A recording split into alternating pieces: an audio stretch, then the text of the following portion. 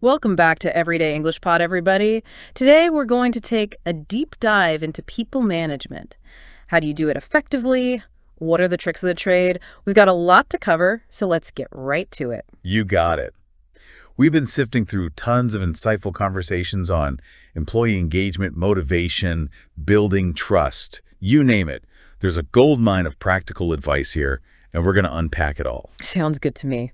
So first up, let's tackle employee engagement. It's a term we hear constantly, but what does it actually look like in practice? Well, from what we've gathered, a big part of it is making sure your employees understand how their work contributes to the bigger picture. If they don't see the value in what they're doing, it's tough for them to stay motivated. Right, they need to feel like they're part of something meaningful. Absolutely. Our sources suggest that when employees can directly see how their work impacts the company's objectives, they feel a much stronger sense of ownership and motivation. It's not just about telling them they're important, it's about showing them how they're important. I see. So it's about connecting the dots between their individual tasks and the overall company goals. Exactly. But it's not just about the grand vision. It's also about providing personalized support. Like coaching sessions, for example. I know that was something that came up a lot in our research. Right? Providing coaching sessions shows employees that the company is invested in their professional development and that their growth is a priority. Makes sense. And what about keeping everyone aligned as things change? I'm thinking about quarterly feedback loops, which were mentioned as a way to build trust and transparency. Yeah, those are key. But the thing is, it's not just about having the meeting. It's about the quality of the feedback. Oh, I see. So just going through the motions isn't enough. Exactly. You need to offer specific, actionable feedback. And it shouldn't just be about what they did in the past, but also about how they can grow in the future. So focusing on development, not just evaluation. Got it. Now, something else that caught my eye was the suggestion of peer recognition platforms. What are your thoughts on that? I think they have a lot of potential. When employees are recognized for their contributions by their peers, it creates a really positive and appreciative work environment. Yeah, it's a way to celebrate successes in real time. Right. But you have to be careful with it. Some of our sources mention that these platforms can sometimes lead to feelings of unfairness or favoritism. That's a good point. It's important to make sure the system is fair and transparent. Definitely. Now, speaking of support, another suggestion was to introduce mentorship programs. Where more experienced employees mentor newer team members. Right. It's a great way to foster a culture of shared responsibility for growth and development. And how about those cross-functional projects, where people from different departments work together on a project? That's another great way to boost engagement. It helps people break out of their silos, gain new perspectives, and learn from each other. And it can lead to some really innovative solutions, too. Absolutely. Now, let's talk about tailoring development to individual needs. The concept of personalized development tracks came up quite a bit. Right, recognizing that everyone learns differently. Exactly. So the idea is to create development paths that are tailored to each employee's learning style and career goals. And what about rewards? What are some of the best practices there? Well, one key takeaway is to acknowledge both big and small wins. It's all about consistent positive reinforcement. And I think it's important to make the reward system transparent, too. Everyone should understand how it works. Absolutely. Transparency is crucial for building trust and fairness. Now, on a team level, what are some effective ways to keep the communication flowing and ensure everyone is on the same page? Well, something as simple as weekly team stand-ups can make a huge difference. Those short meetings where everyone shares what they're working on. Exactly. It's a quick way to keep everyone in the loop, identify potential roadblocks, and foster collaboration. And it's a chance to celebrate those smaller wins, too, right? Right. And speaking of inclusivity, our sources also stress the importance of acknowledging and celebrating different cultural backgrounds. Yeah, creating a work environment where everyone feels welcome and respected. Exactly. When people feel valued for who they are, it creates a stronger sense of trust and belonging. And on a more practical level, offering flexible scheduling was mentioned as a way to show respect for employees' personal lives. Flexibility is becoming increasingly important, especially for younger generations. Absolutely. And it can help companies attract and retain top talent. Right. But it's important to have clear guidelines and expectations in place when implementing flexible work arrangements. To make sure everyone is on the same page and productivity doesn't suffer. Got it. Now, how can companies ensure that their management strategies are actually effective? Well, one suggestion is to host open forums where employees can provide feedback on managerial practices. That's a great way to get direct input from the people who are most affected by those practices, Right. But it's important to create a safe and respectful environment for these discussions. where people feel comfortable sharing their honest opinions without fear of retribution. Exactly. Now, to help prevent those discussions from becoming too heated, another suggestion was to provide ongoing training on conflict resolution. So that people can learn how to address disagreements in a healthy and productive way. Right. Now let's move on to something a bit more fun. Cross-team social events. What do you think about those? I think they're a great way to build camaraderie and boost morale. They can also help break down silos and encourage collaboration between teams. Yeah, it's all about building those informal connections. Absolutely. Now let's talk about developing future leaders. The idea of encouraging senior staff to mentor potential leaders came up quite a bit. Mentorship is such a powerful tool for professional development. It is. And when senior leaders take the time to mentor up-and-coming talent, it shows that they're invested in the future of the company. And it helps create a strong leadership pipeline. Okay, so we've covered a lot of ground on employee engagement. But what about motivation? How do you keep people excited and engaged in their work, especially when things get tough? Well, sometimes all it takes is a little change. Like shifting responsibilities or giving someone a new challenge. Exactly. Sometimes people just need a fresh perspective or a new opportunity to grow. Makes sense. So it's about keeping things dynamic and interesting. Yeah. You don't want people getting bored or feeling like they're stuck in a rut. What are some other ways to keep those motivation levels up? Well, establishing regular recognition rituals can really help. It doesn't have to be anything big or fancy. Just a simple thank you or a shout out during a team meeting can go a long way. Oh, I like that. Little gestures of appreciation can really make a difference. They really can. And then there's the idea of flexible target setting. So not just sticking to rigid goals, but being open to adjusting them as needed. Right. It's all about being agile and adapting to changing circumstances. Makes sense. And how about involving employees in decision-making? That's a great way to boost motivation and engagement. When people feel like they have a voice, they're more likely to be invested in the outcomes. So creating opportunities for them to share their ideas and provide input. Exactly. And then there's always the good old-fashioned competition. Healthy competition, of course. Of course. A little friendly rivalry can be a great way to motivate people and boost team spirit. And what about inspiration from leadership? That's going to be important too, right? Absolutely. Hearing from company leaders about their vision for the future and their stories of success can be really inspiring for employees. Yeah, it helps them connect with the bigger picture. Right.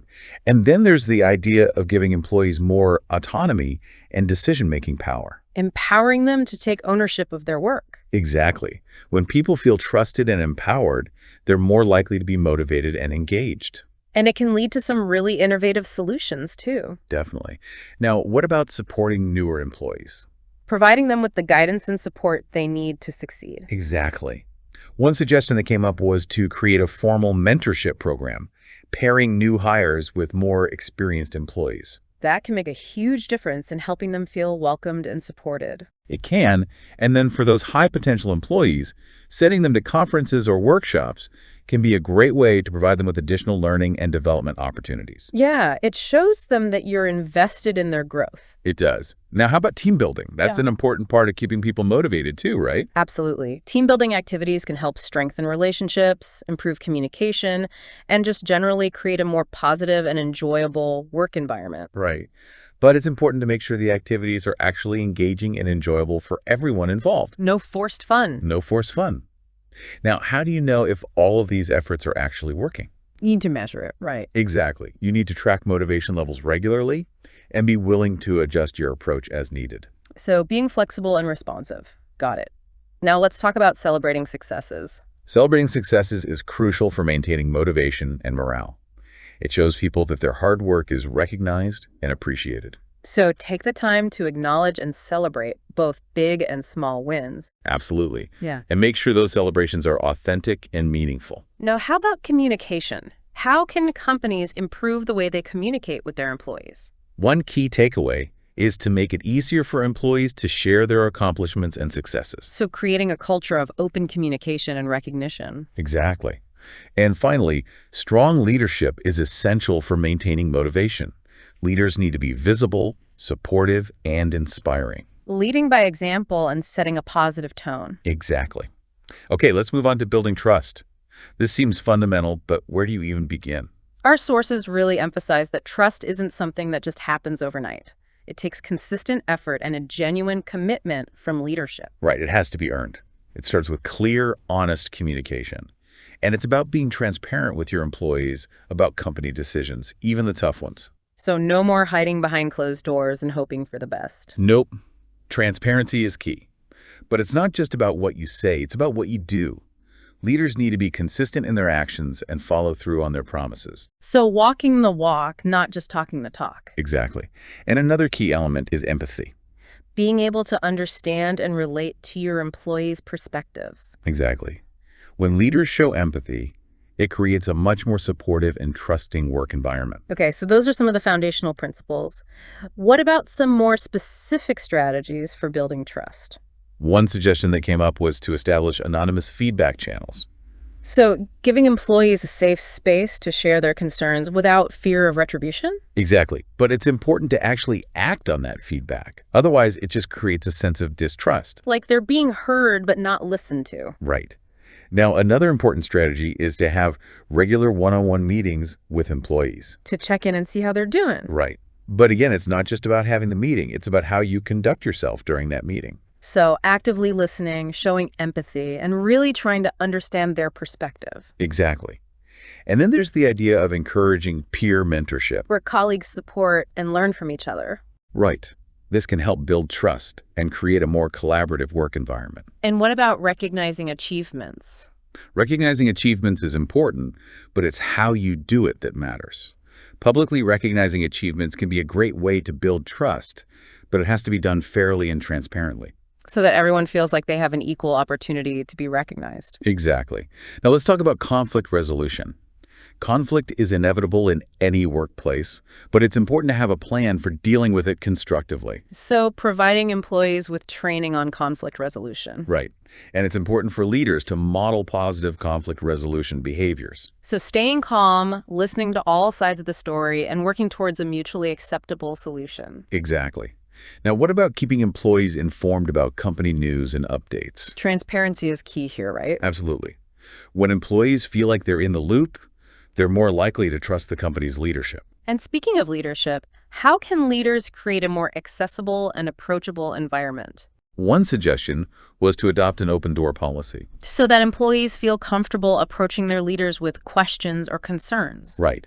And it's also important for leaders to be proactive in reaching out to their employees.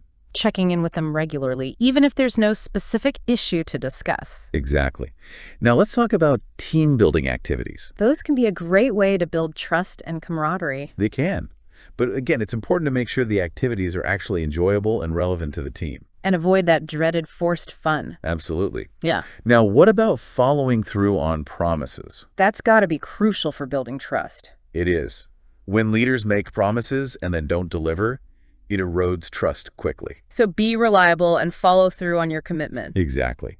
And it's also important to acknowledge mistakes. Own up to them. Own up to them. When leaders are willing to admit they've made a mistake, it actually builds trust. It shows humility and accountability. Right. Now, what about encouraging healthy debate and discussion? Allowing people to respectfully disagree. Exactly.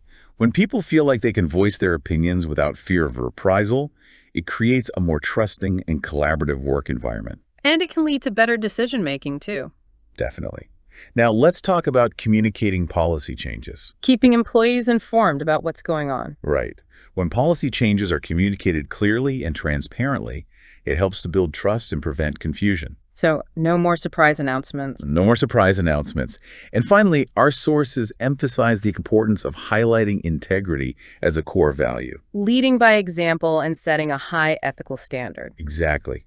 When integrity is woven into the fabric of the company culture, it creates a foundation of trust that benefits everyone. Makes sense.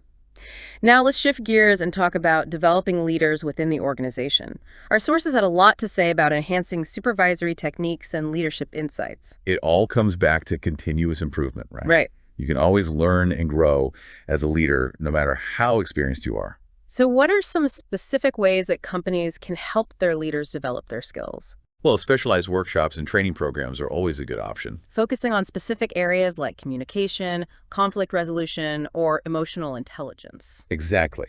And it's important to make sure those workshops are engaging and relevant to the participants. No more death by PowerPoint. Right. Now, another suggestion was to incorporate real-world case studies into leadership development programs. So that leaders can apply what they're learning to real-life situations. Exactly. And it's important to provide ongoing coaching and support to leaders even after they've completed a training program. To help them continue to grow and develop their skills. Right. Now, another interesting suggestion was to implement peer evaluations for managers. So that managers can learn from each other's experiences. Exactly. It's a great way to foster a culture of continuous learning and improvement. And it can help break down silos between departments. Definitely. Now, what about mentorship?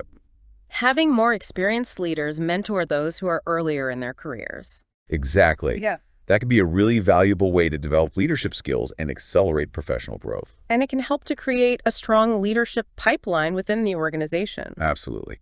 Now, how about situational leadership training? Teaching leaders how to adapt their style to different situations. Right. There's no one-size-fits-all approach to leadership. Effective leaders need to be able to adjust their style based on the specific needs of their team and the situation at hand. And it's important to provide leaders with feedback on their performance. Absolutely. Regular feedback helps leaders understand their strengths and weaknesses and identify areas where they can improve. And it's important to make sure that feedback is constructive and actionable. Definitely. Now let's talk about diversity and inclusion. Creating a work environment where everyone feels welcome and respected, regardless of their background. Right. And it's important for leaders to be aware of their own biases and to create a culture of inclusivity within their teams. So being mindful of the language they use and the decisions they make. Exactly. Now, what about time management? That's a crucial skill for any leader. It is. Leaders need to be able to prioritize their tasks, delegate effectively, and manage their time wisely. And it's important for them to set a good example for their team members. Definitely. Now let's talk about communication. We've already touched on the importance of clear and transparent communication, but what are some specific ways that leaders can improve their communication skills? Well, active listening is essential. Leaders need to be able to truly listen to their team members and understand their perspectives. And they need to be able to communicate their own ideas and vision in a clear and compelling way. So being able to articulate their thoughts effectively and inspire others. Exactly. Now let's talk about measuring managerial effectiveness. How can companies assess whether their leaders are actually doing a good job? Well, there are a number of different metrics that can be used, like employee satisfaction surveys, performance reviews, and turnover rates. Right. And it's important to gather feedback from a variety of sources, including employees, peers, and senior leaders. To get a well-rounded perspective. Exactly. And finally, it's important to celebrate successes. When leaders do a good job, it's important to recognize and celebrate their accomplishments. To show them that their hard work is appreciated and to encourage them to continue to grow and develop their skills. Absolutely. All right, so we've talked about building trust and developing strong leadership. Now let's dive into another important aspect of people management: fostering proactive initiative. Getting employees to step up and take ownership rather than just waiting for instructions. Exactly. You want people who are engaged, motivated, and willing to go the extra mile. So how do you create that kind of environment? Well, it starts with creating a culture of autonomy. Give people the freedom and flexibility to make decisions and experiment with new ideas. Empowering them to take ownership. Exactly. And don't be afraid to let them fail. Failure is a part of learning and growth. So creating a safe space for experimentation. Right.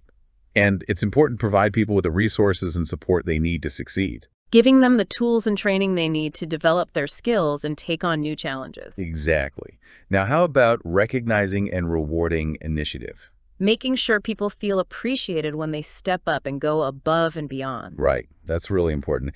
It shows people that their efforts are valued and encourages them to keep taking initiative. And it helps to create a positive and supportive work environment. Absolutely. Now, another suggestion that came up was to rotate leadership roles on projects. So giving different people the opportunity to lead and develop their leadership skills. Exactly. It's a great way to build bench strength and identify future leaders within the organization. And it can help to keep things fresh and interesting for everyone involved. Definitely. Now, how about creating a platform for people to pitch new ideas and suggestions? So giving them a formal channel for sharing their thoughts and making their voices heard. Right. This is a great way to tap into the collective wisdom of your employees and encourage innovation. And it can help to surface great ideas that might have otherwise gone unnoticed. Absolutely. Now, another suggestion was to provide training on entrepreneurship skills. Helping people develop the skills they need to think strategically and solve problems creatively. Exactly. These skills are valuable for anyone, regardless of their role within the organization. And it can help to create a more innovative and entrepreneurial culture overall. Definitely. Now, how about mentorship? Pairing experienced employees with those who are eager to learn and grow. Exactly. Mentorship can be a really powerful tool for fostering proactive initiative. It provides people with the guidance and support they need to develop their skills and take on new challenges. And it can help to create a more supportive and collaborative work environment. Absolutely. Now, what about recognizing and rewarding incremental improvements? So, celebrating small wins along the way. Right. It's important to recognize that not every initiative is going to be a home run. Sometimes it's about making small, incremental improvements over time. And it's important to celebrate those small wins just as much as you celebrate the big ones. Absolutely. It shows people that you're paying attention and that you value their efforts, no matter how small. And it can help to keep people motivated and engaged in the long run. Definitely. Now let's talk about tracking progress on initiatives. Making sure that ideas are actually being implemented and that people can see the results of their efforts. Right. This is important for a couple of reasons. First, it shows people that their ideas are being taken seriously. And second, it helps to build momentum and keep people motivated. So, keeping track of progress and celebrating successes along the way. Exactly. And it's important to be transparent about the process. Let people know what's happening with their ideas and why decisions are being made. So, open and honest communication is key. Absolutely. Now, how about celebrating failures? Celebrating failures. Yeah, it might sound counterintuitive, but celebrating failures can actually be a really effective way to foster a culture of innovation. Well, when people are afraid to fail, they're less likely to take risks and experiment with new ideas. But if you create an environment where failure is seen as an opportunity to learn and grow, people are more likely to be creative and innovative. So it's about shifting the mindset from fear of failure to embracing failure as a learning opportunity. Exactly. And it's important to debrief failures and identify what went wrong and what can be learned from the experience. So that you can apply those lessons to future initiatives. Absolutely. Okay, so we've talked about fostering proactive initiative. Now let's move on to another crucial topic: retaining top talent. Keeping those star employees engaged and motivated to stay with the company. Exactly. Employee retention is a major challenge for many organizations, especially in today's competitive job market. So what are some effective strategies for retaining top talent? Well, it starts with creating a positive and supportive work environment. People are more likely to stay with a company where they feel valued and appreciated. So fostering a strong company culture. Absolutely. And it's important to provide competitive compensation and benefits packages. Making sure people feel like they're being paid fairly for their work. Right. But it's not just about the money. People also want opportunities for growth and development. So providing them with the training and resources they need to advance their careers. Exactly. And it's important to offer flexible work arrangements like telecommuting or flex time. To help people achieve a better work-life balance. Right. And don't forget about recognition. People want to feel like their hard work is being acknowledged and appreciated. So making sure to recognize and celebrate successes, both big and small. Absolutely. Now, another important strategy is to provide clear career paths. So that people can see a future for themselves within the company. Exactly. And it's important to encourage internal mobility. Giving people the opportunity to move into different roles and departments within the company. Right. This helps to keep people engaged and challenged, and it can help to prevent them from feeling like they're stuck in a rut. Now, how about gathering feedback from employees? That's crucial for understanding what people like and dislike about their jobs and what might cause them to leave. So conducting regular surveys and exit interviews. Exactly. And it's important to act on that feedback. Show people that you're listening and that you're willing to make changes based on their input. So creating a culture of continuous improvement, Absolutely. Now, how about highlighting company values? making sure people understand what the company stands for and what it's trying to achieve. Right. When people feel like they're working for a company that aligns with their own values, they're more likely to be engaged and loyal. And it can help to attract new talent, too. Definitely. Now, what about celebrating work anniversaries? Showing people that you appreciate their long-term commitment to the company. Exactly. Even small gestures of appreciation can go a long way in building loyalty. And then there's the idea of offering advanced leadership opportunities for high-performing employees. That's a great way to keep ambitious and talented people engaged and motivated. It shows them that you're invested in their growth and that you see their potential. Right. Now, how about ensuring that managers are practicing empathetic listening? So that employees feel heard and understood. Exactly. When employees feel like their managers care about them and their well-being, they're more likely to be loyal to the company. And it can help to prevent problems from escalating. Definitely. Now, how about establishing transparent communication regarding the company's direction? So that employees feel like they're in the loop and that they understand where the company is headed. Right. Transparency is crucial for building trust and confidence. And it can help to reduce anxiety and uncertainty. Definitely. Now, how about providing a mentorship scheme for new hires? To help them get up to speed quickly and feel like they're part of the team. Exactly. A good mentorship program can make a huge difference in employee retention. And it can help to foster a positive and supportive work environment. Absolutely. Now, what about organizing informal social gatherings? To help people connect with each other outside of work. Right. These kinds of gatherings can help to build relationships and foster a sense of community. And they can be a lot of fun, too. Definitely. And finally, how about gamifying engagement initiatives? Adding an element of fun and competition to work-related activities. Exactly. Gamification can be a great way to keep people engaged and motivated. And it can help to foster a sense of teamwork and collaboration. Absolutely. All right, so we've talked about a lot of different strategies for retaining top talent. Now let's move on to another important topic, boosting morale. What are some quick and easy ways to boost morale when things are feeling a little bit down? Well, one suggestion that came up was to hold open forums where employees can air their concerns and feel heard. So creating a safe space for people to share their thoughts and feelings. Exactly. And it's important for leaders to be present and engaged during these forums. To show that they're listening and that they care. Right. Now, another suggestion was to provide stress management workshops. To help people cope with the demands of their jobs and their personal lives. Exactly. Stress can have a huge impact on morale, so it's important to provide people with the tools they need to manage it effectively. Now, how about celebrating achievements? Celebrating achievements is a great way to boost morale and create a positive and supportive work environment. So taking the time to recognize and celebrate successes, both big and small. Absolutely. And make sure those celebrations are authentic and meaningful. Now, how about workload distribution? It's important to make sure that workloads are evenly distributed and that people aren't feeling overwhelmed. So being mindful of people's capacity and making adjustments as needed. Right. And it's important to be open to feedback about workloads.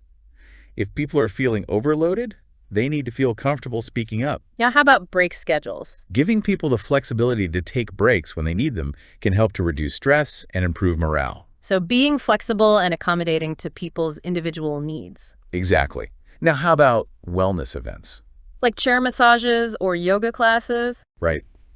These kinds of events can be a great way to promote health and well-being, which can in turn lead to improved morale. And they can be a lot of fun, too. Definitely. Now, how about a buddy system? Pairing up colleagues to provide each other with support and encouragement. Exactly. A buddy system can be a great way to create a more supportive and connected work environment. And it can help to reduce feelings of isolation. Definitely. Now, how about casual dress days? Letting people come to work in comfortable clothes. Right. It's a small thing, but it can make a big difference in how people feel about coming to work. It can help to create a more relaxed and enjoyable atmosphere. Definitely.